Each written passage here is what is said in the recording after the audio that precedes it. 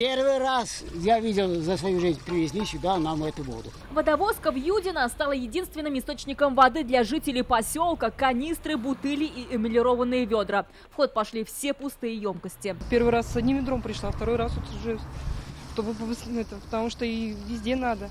У нас больно горячей воды нет. Пусто сегодня и в классах 151-й школы поселка.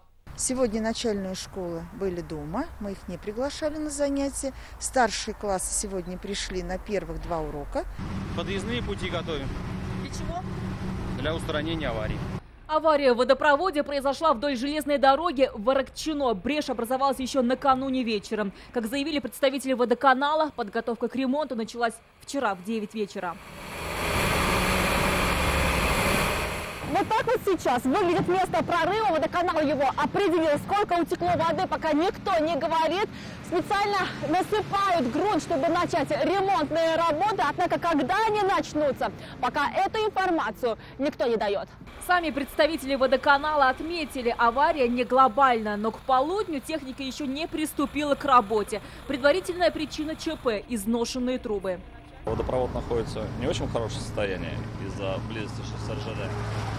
Есть токи, которые разрушили этот водопровод. Сейчас мы до них доберемся, сделаем. Там авария сама по себе слабая. О том, что с трубой не все в порядке, жители знали еще неделю назад. Эти кадры мы снимали в садовом товариществе «Волга-12». Уже тогда по дачным улицам было только вплавь. Сейчас пойдем соседям за водой. Эта авария оставила без воды 5 поселков пригорода Казани. Где-то выручали соседи со скважиной. Канистр стоит на всякий случай, потому что отключение постоянно, каждый месяц аварии.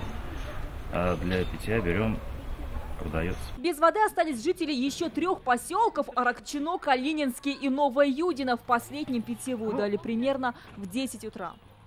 Для подвоза воды организованы у нас 10 автоцистерн, которые работают сейчас в поселках Кировского района.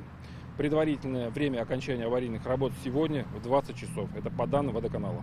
Для водоканала эта авария привела к одним из самых масштабных отключений воды. Без питьевой остались 7 тысяч жителей Казани. Альбина Минибаева, Ильшат Мухамедов, ТНВ, Казань.